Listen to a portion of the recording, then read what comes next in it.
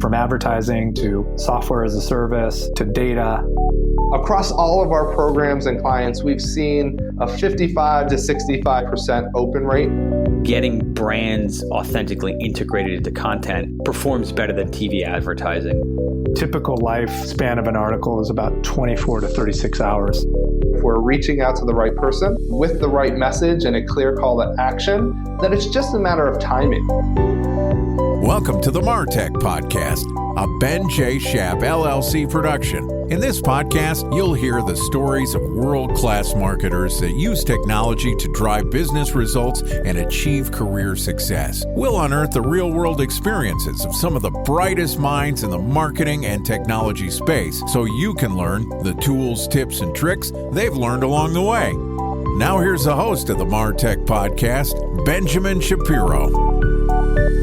Welcome back to the MarTech Podcast.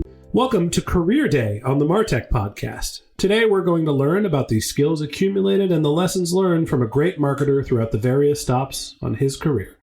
Joining us for Career Day is a fast mover in the entertainment content world. Patrick Moran is the global head of growth marketing at Spotify. Prior to his current role at Spotify, Patrick held in-house marketing roles at streaming content companies including TiVo and Netflix. And he also had a stint in e-commerce at eBay and at a startup in the social networking space. Here is our interview with Patrick Moran from Spotify.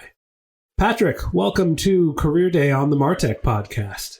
Thank you so much for having me, Ben. It's good to be here. It's great to have you. It's been a long time since we worked together at our eBay days. And as I mentioned before we got started, I'm super excited to see that you are taking over the marketing world and landed such a great role at a company like Spotify. I don't know about taking over the world, but landed a great role, certainly. And it is interesting. It has been a long time. I keep thinking that eBay was actually not too long ago, but just thinking about it, it's practically like 9 years ago. I know. It's a couple of gray hairs later, and here we are talking on the podcast. So let's go back to the beginning and talk about why did you get into marketing? Wow. Okay. So we're going to have to go really into the beginning. I graduated college in the Philippines back in late 90s. And back then, the place to be, or at least the career to have, was in marketing for what we call back then multinationals. So it was interesting to be able to communicate with massive amounts of users or massive amounts of consumers and be able to actually influence their purchase decisions. So I was at Unilever for a year, and I was sort of like a brand marketing associate back then. And that's where I learned the basic marketing practices, segmentation, targeting, positioning, things of that nature. But that's how I got started in marketing. It was certainly been a long path getting to where I am now, but that was essentially my base. So you mentioned that you grew up in the Philippines and you started after college in marketing and you went to Unilever. Walk me through going from the Philippines to making the connection at a company that's a CPG company like Unilever. How does that happen? So after undergrad, companies like Unilever, Procter & Gamble, a lot of these CPG companies, Colgate, Palmolive, and all these other ones tend to put up shop in university. And from there, they'll basically take undergrads and then they'll, for the most part, train them. So I basically had a running start. There were a lot of people, a lot of alums who were there back then who knew where I had come from and what I had done back in college. I spent the summer in advertising at J. Walter Thompson. I spent another internship at Unilever. So it was a little bit of a running start, but at the same time, I think there was just hunger to move to the States for a few reasons, one professionally and one personally. And that was sort of the bigger jump and the beginnings of a not so smooth process. But I could probably relate back to a lot of the experiences which have sort of informed the way that I think about things today.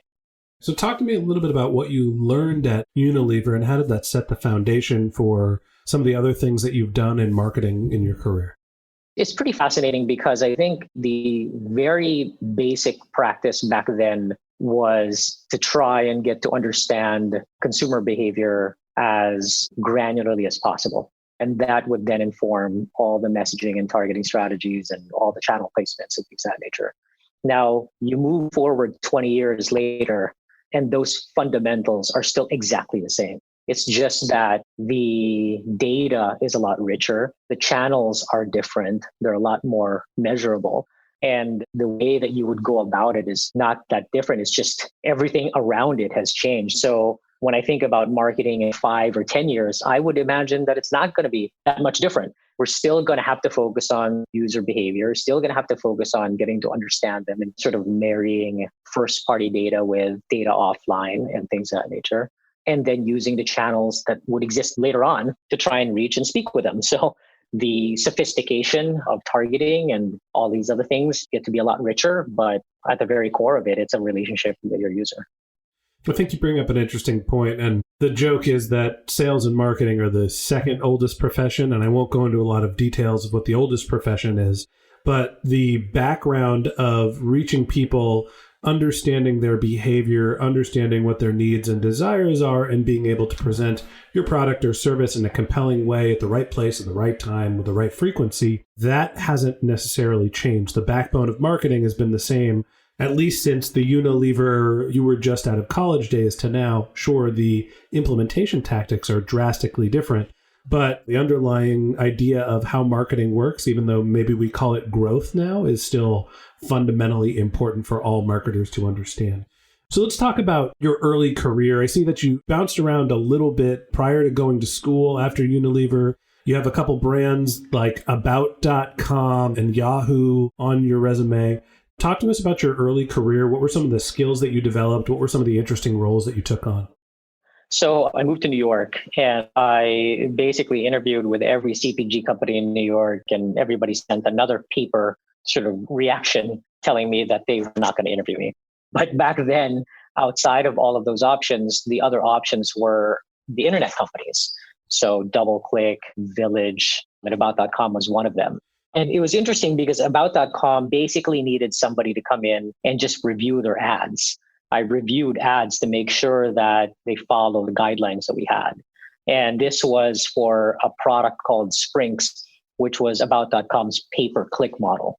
This was pre-AdWords, and this was pretty much at the same time as Over. So this was long ago, but that certainly got me introduced into the publisher side of internet marketing and how that all works. So I did that for about less than a year, but because I ran into so many sort of internal platform challenges and things of that nature, I had to work with the engineers a lot more often than anybody else would. And I just built a pretty significant relationship with them to the point where the person heading up the team was like, actually, you should just be a product manager. I didn't know what being a product manager meant, but I just kept doing what I was doing. I drew up what I thought the engineers should build for the review team. And they asked me questions and I provided them with answers and they built it. And then we used it. And then we did that whole thing again. I was there for a few years until the dot-com bubble burst, and then ended up doing IT consulting for about 5 years. But that was my first sort of foray into the digital world. So you started off with let's call it a traditional marketing background where you're working at a CPG company. You move to the States, you work at a digital marketing company, and you start a little bit of a career path change into product marketing. You work at product services. Tell me what's next after that. It was hard to get a job in an internet company in 2002. It was one of those things where I tried really hard to stay in the space just because I really liked it. I liked the nature of being able to find information on the internet. But it was tough. And I essentially ended up in a company called Escastle. And what they did was they were basically providing IT infrastructure consulting services to hedge funds, which is a complete departure from either of my two previous jobs. But at the same time, if there's one thing I learned during any recession, it's to basically take what to you and then make the most out of it. That's kind of what I did. An underrated part of career development is consistently paying the bills. And mostly when the economy is down, people have to get a little scrappy and they go out of their comfort zone. And I know I've done this. And you end up learning a tremendous amount by taking a role that isn't in the career path that you originally set out from. Sounds like that's something similar to what happened to you. So you did IT consulting for hedge fund firms. What was the big takeaway? What was the learning from that experience? Relationships matter more than anything else. And I did it for 5 years. I was basically working sort of internally with engineers and infrastructure teams and things of that nature. But I was also working with hedge funds who didn't necessarily have a lot of patience or tolerance to systems failure.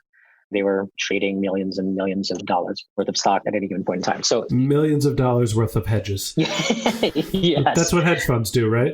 I guess. It was a long time ago, so I don't know if I could describe it better than that. But yeah, building relationships, I think, basically means actually delivering on what you say you're going to deliver on. I have been screamed at times during that period of time from hedge funds, which is also one of the reasons why I left. But it was better to get yelled at for setting the right expectations than to be yelled at for setting the wrong ones. And it was always so much easier for me to fight for my engineers when the expectations that we set were the right ones. That's what I learned. It's a good learning, and it sounds like your intent was to be a marketer. That's where your career started. And because of the economic downturn, worked your way away from technology companies, but stayed involved in technology. But you were a full-on project manager, not necessarily in a marketing capacity.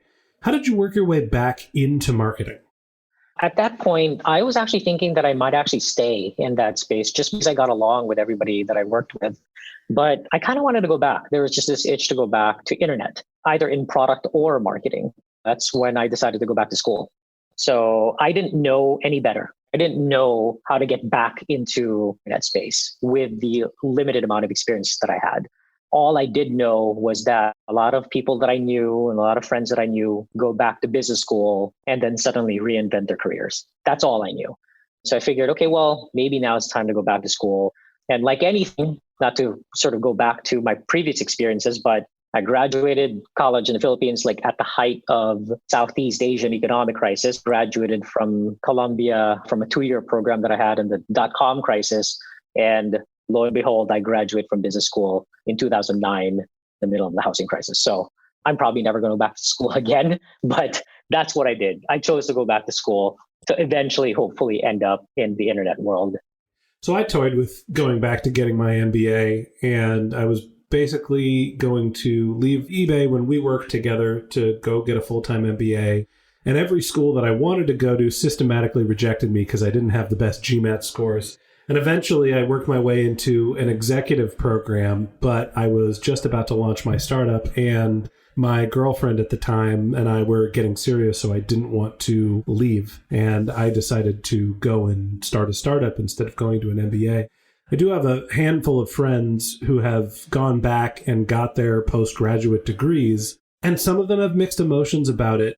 The people that were going for a break to get an education, to take some time away to reflect and look for a career change, enjoyed the experience of going to school and came out and were able to head a different path, right? It's a nice way to hit a restart on your career and course correct. I have friends who went just purely for the network and thinking that going to get an MBA would increase the likelihood of them getting a new title and going back into the same industry. And they seem to be a little bit upset about the experience. And I'm generalizing. I'm sure some people stay in the same field, go back and do very well.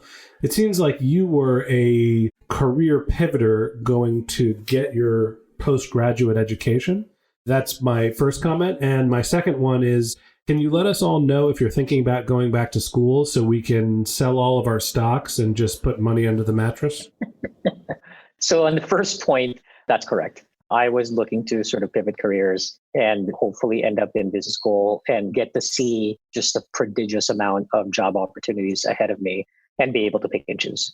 To the second point, yes, I will definitely let you know if and when I intend to go back to school. The interesting part is that I have been taking these programs on Reforge. But the thing is, it's online education, so I don't know if that necessarily counts. But given the way that the market has been acting up over the last few weeks. Okay, hang on. Twitter, sell, Netflix, sell. Okay, sorry. Go ahead. So yeah, that's kind of been the pattern of my life. At least we know. So the economy isn't doing well. You go to business school, you come out, and you're ready to reemerge as a marketer back sort of in the original space where your career started. Where do you land? How does your career develop from there? So I ended up doing just a consulting gig at this media analytics company called FlipTop, which was eventually sold to LinkedIn. That was a great experience for me because I got to truly experience the startup world driven by somebody who was really sort of familiar with the space. But more than anything else, I think just to go back to the business school situation, so nobody would interview me. I thought coming into business school that suddenly I had this name on my resume and suddenly people would want to speak with me. And that was not the case at all. But every interview I got, which was a fairly decent amount between 2009 and 2010, was a direct result of people from Michigan helping me out. Basically, I would find jobs, reach out to them on LinkedIn, and 99% of them would speak with me. That was one of the bigger values that I was able to get out of business school. So ever since then, to the extent that I can, always try to just pay it forward and speak with the Michigan folks who reach out.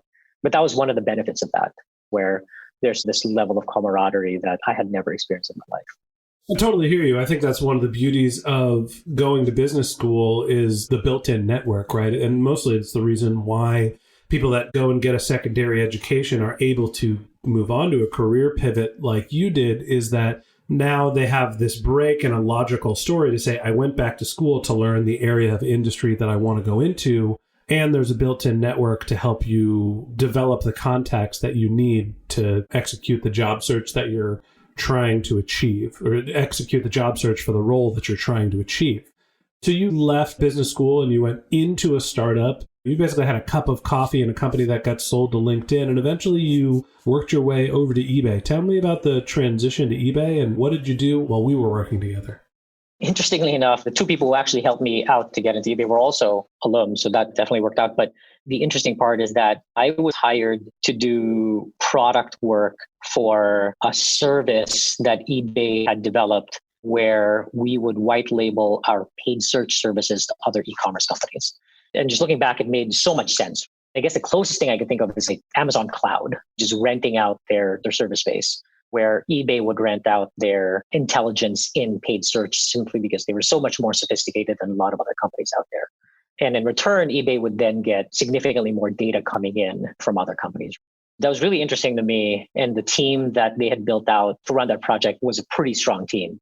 Day 3, that entire project got scrapped. So, for those of you who are listening, if this story sounds familiar, one of Patrick and my peers at eBay, Will Wong, who is the VP of marketing for Disney streaming services, he was on this podcast a few months ago, told a similar story, how eBay was selling their advertising story as what was the tool? It wasn't Triton. It started with a P, I forget. Some other god of the sea or something along those lines. But basically, this is the second time that the eBay deciding to go away from selling advertising services story has come up on the podcast. So you go and you're there early on, and all of a sudden the rug is pulled out from under you, and now you're at eBay. Where do you land and what do you do? So obviously that doesn't work out, but fortunately, I ended up in a team where we basically ran, quote unquote, strategic services for internet marketing as a whole. And what that meant was that eBay's internet marketing team, as you would definitely know, is at that time broken out into various channels. And I think at that point, the various channels were spending or optimizing against its own set of metrics. And we had a new leader of internet marketing come in who sort of wanted to drive a lot more consolidation. And underneath that level of consolidation was this thought process to think about how we would begin to sort of bring things together. So what does that mean? It means multi-touch attribution. It means how do we measure incrementality at scale across channels globally? It means, okay, well, what do we build and buy relative to what our sort of optimization levers were? So selfishly enough for me, it was really more of an extended business school.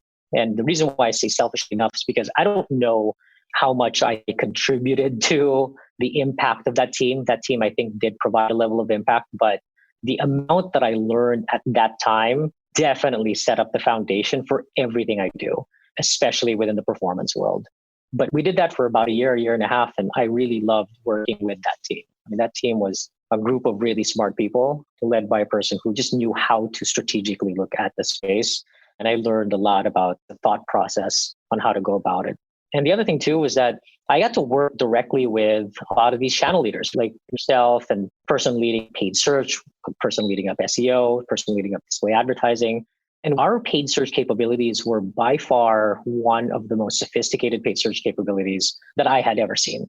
And the reason why I could say that with some level of confidence is because one of the projects that we were working on was to actually go and speak with 20 to 30 other companies in the US and in Europe about their digital marketing capabilities.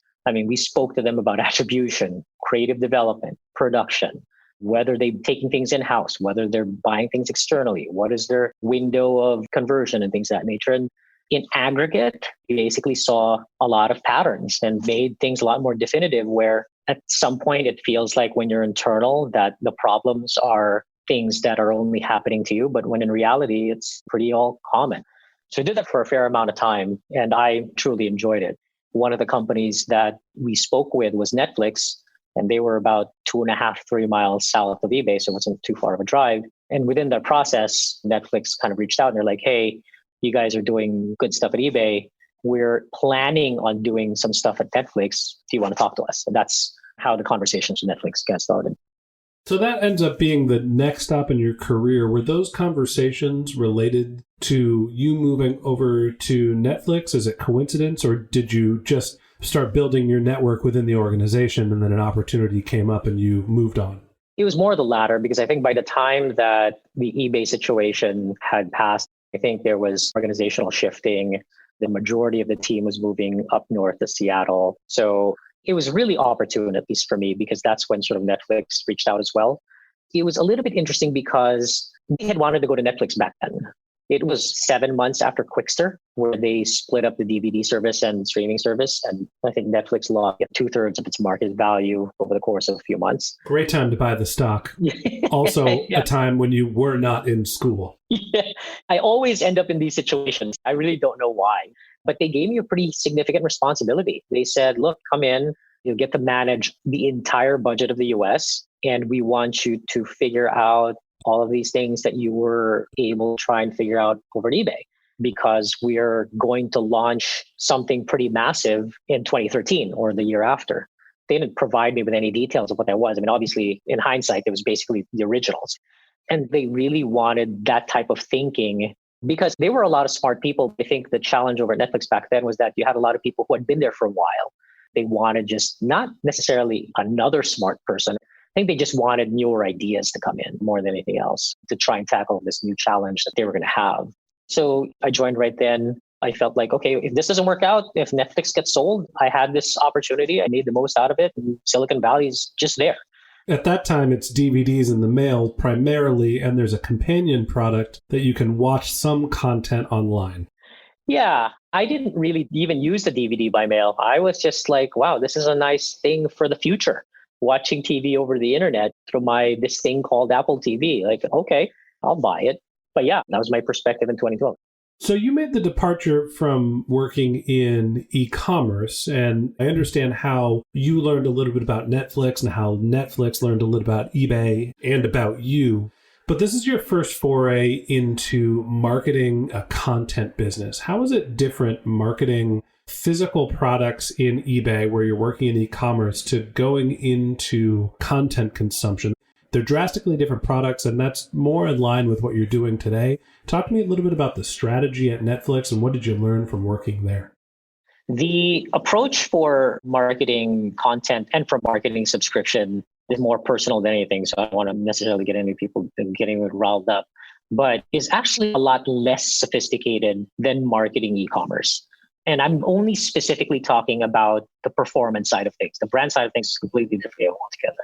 Because on the performance side of things at eBay, you're looking to validate lifetime value, meaning that if a person buys a car on eBay, that doesn't necessarily mean that they're going to buy anything else after that.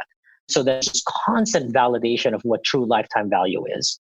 Whereas at Netflix, it follows a traditional growth curve where if you are able to bring a user into the service and you are able to ensure that that user gets past a certain set of activities, that they will subscribe. And your retention rates are fairly constant at that point.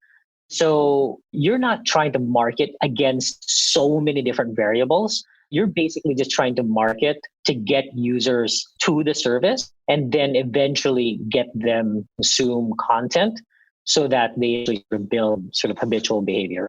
And that's fairly similar with Spotify, but that's what made it a little bit more palpable for me, was that I wasn't trying to recreate eBay's full funnel because that was really sophisticated.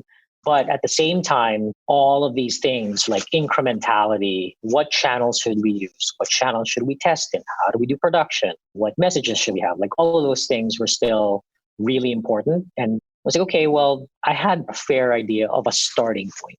And at Netflix, they will allow you to really test things out.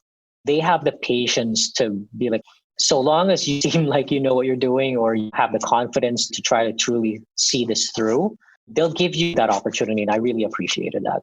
So that was my first few months at Netflix. The marketing team completely changed while I was there. So that was another challenge. But more than anything, if I learned performance at eBay, I learned brand at Netflix. Talk to me a little bit about what you mean by I learned brand. What did you learn specifically?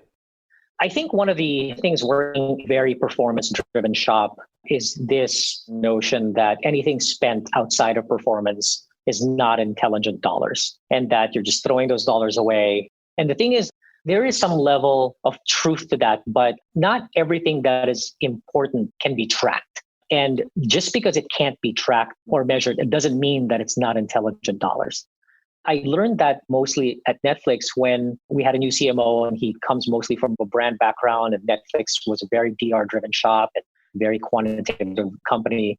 But it was really fascinating how Reed Hastings and Kelly Bennett sort of developed a little bit of a give and take, where they're like, okay, in order for Netflix to be seen as an entertainment company and not just this Silicon Valley company that streams content on TV, but as an actual entertainment company that can be comparable to HBO, we need marketing to back that up. And we might not be able to measure it, but so long as we're directionally going there, we'll be fine given the amount of investment we're making in content, the investment we're making in product.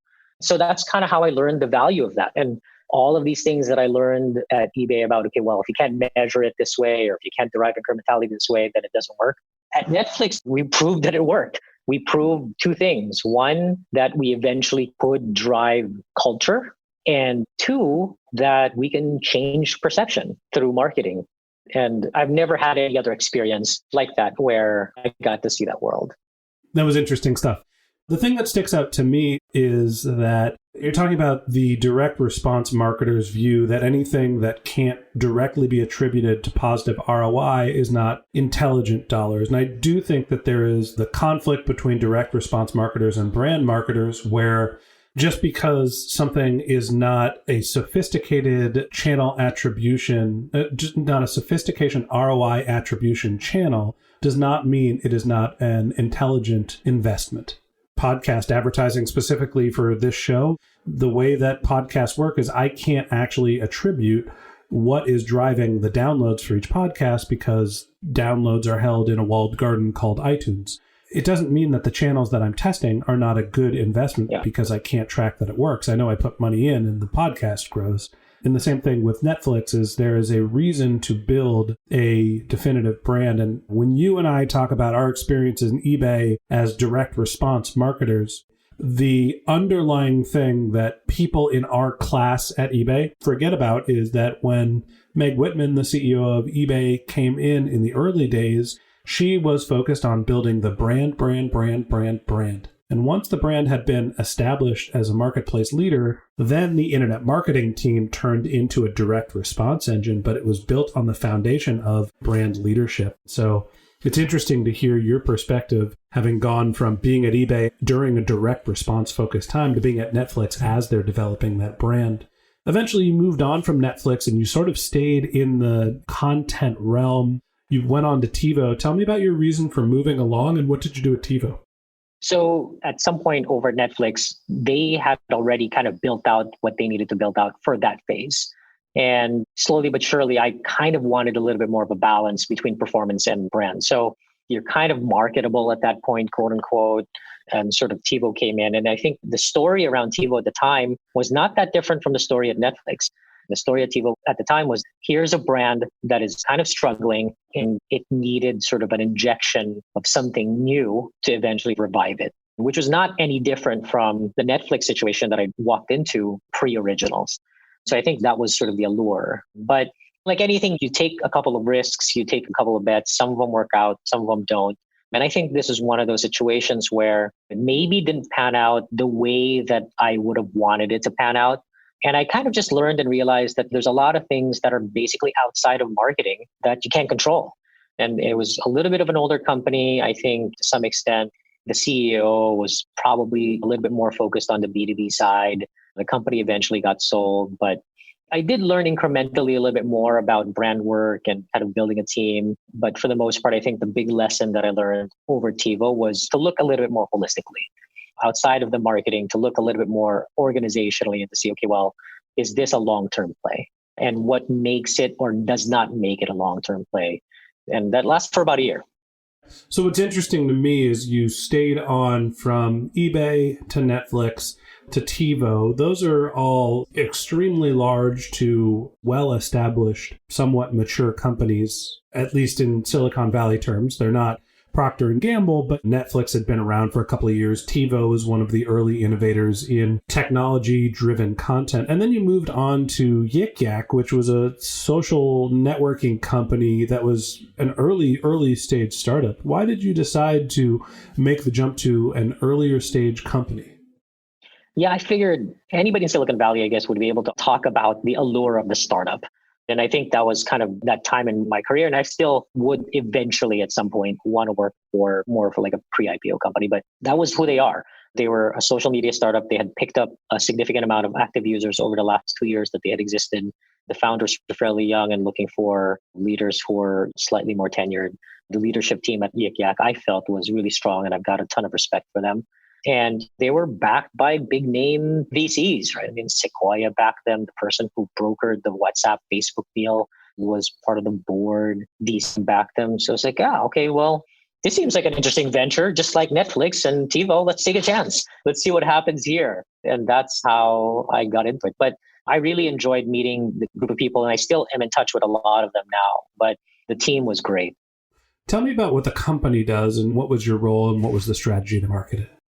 Yik Yak was an anonymous social media company that was geo-fenced at the university level. So if you can imagine a Twitter that is geo-fenced, that's anonymous and specifically focused on universities, that's what Yik Yak.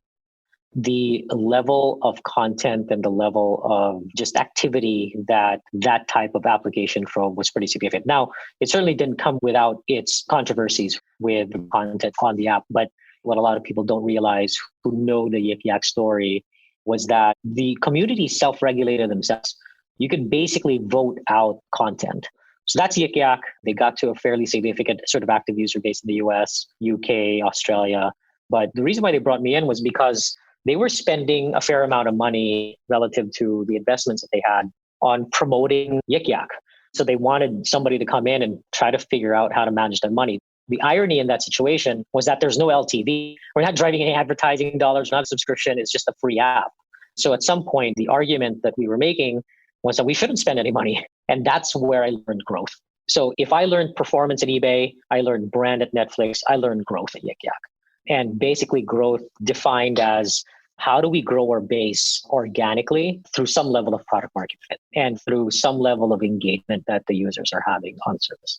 Seems like this is a great place for you to combine your product marketing skills from the pre-MBA part of your career with the marketing lessons that you've learned in the post-MBA. And that's really how do you build and modify your product to generate virality. And with the social network, that's obviously something that's key to making sure that the service works, mostly when you're pre-revenue. Yeah, that's pretty accurate. The thing here was that there's only 70 of us in the company, right? That there wasn't a divide between product and marketing. It was basically one company that allowed the fluidity of discussions to happen between all the different teams, whether it was engineering, product, PR, which you wouldn't necessarily get at a larger company unless you were at sort of the leads level. But that's kind of what it afforded. And we were like, okay, well, what's the difference between product and growth? Let's do it this way. Like the product team will figure out the longer term vision and what users need experience. For growth, we will truly figure out and just an optimization. So how do we get users to do more? How to get users to experience more? Do we send them push notifications?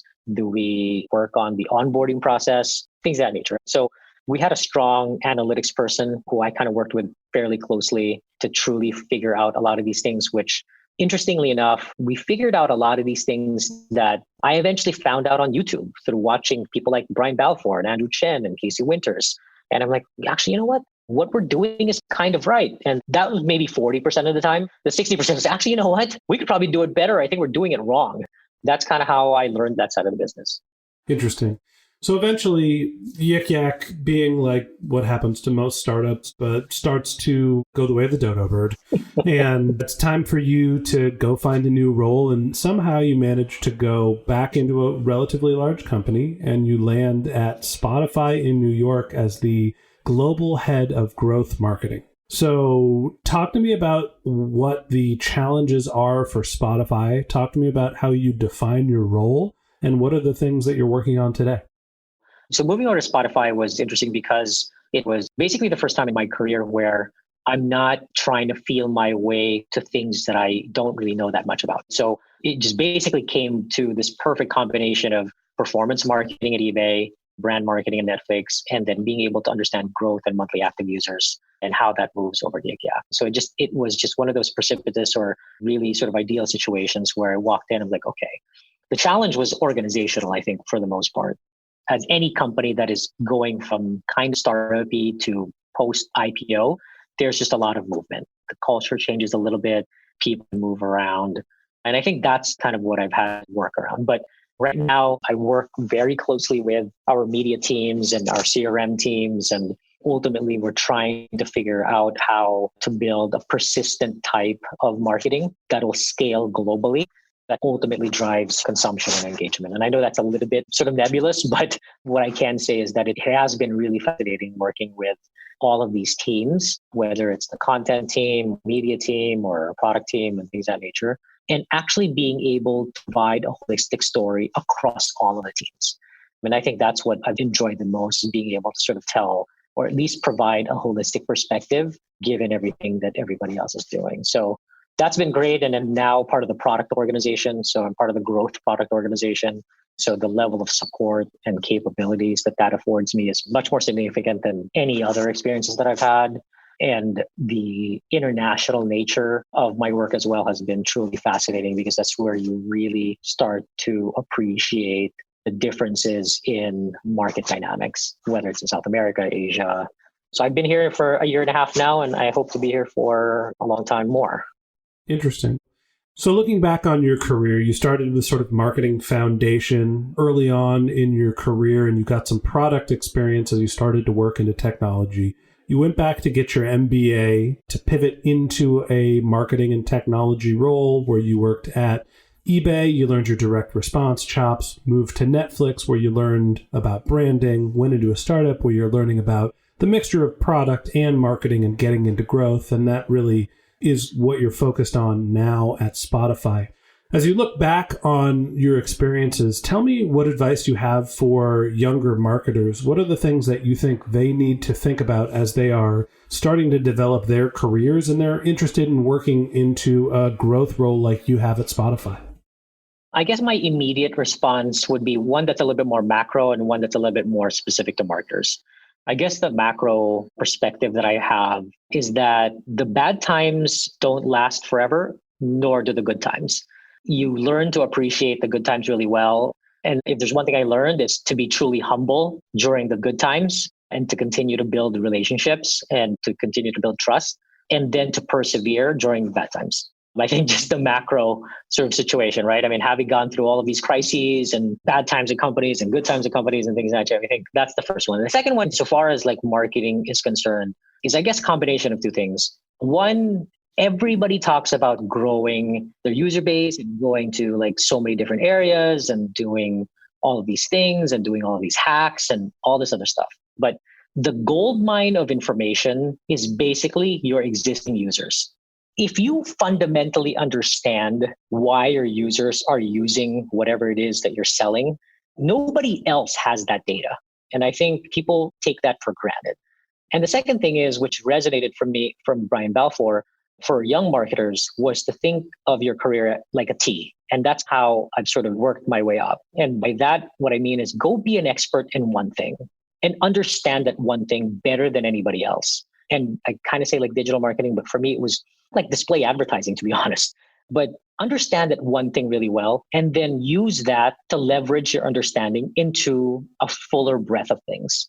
A lot of people that come to me, like a lot of younger folks, like, should I get into growth and full-fledged growth and like all of it? And I'm like, no, focus on one thing really well. Focus on how does this thing work? And the dynamics of that thing will teach you how to deal with the dynamics of the next thing. Those would be, I guess, the three things that I would say as an old person. Well, I think that's great advice, and I appreciate you telling us your story and joining us today for Career Day on the MarTech podcast. So that wraps up this episode of the show. Thanks to Patrick Moran from Spotify for joining us. If you'd like to learn more about Patrick, you can click on the link in our show notes to his bio, or you can find him on LinkedIn at PC Moran, Moran. If you didn't have time to take notes while you were listening to this podcast, don't worry about it. We've got a summary and a full transcript of this episode on our website, which you can find through the link in our show notes or by going to martechpod.com. If you're a subscriber to the MarTech podcast, we want to thank you for being a member of our community. If you ever have questions, comments, if you're interested in reaching one of the guests on our show, we created a page just for you. It's benjshap.com/question where you can contact us, leave a question, and if you ask a good one, we might just answer it on the MarTech podcast.